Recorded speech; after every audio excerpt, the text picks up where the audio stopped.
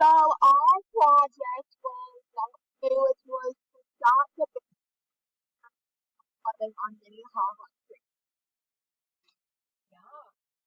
Second was to put a wall in the creek to stop the river from flooding the church basement. We also put moss and rocks in front of the wall to keep the wall from moving. So on previous tries, we didn't use the moss or small rocks, and the substrate kept building up and pushing it back. Once we put the moss and the rocks in, we saw a huge difference.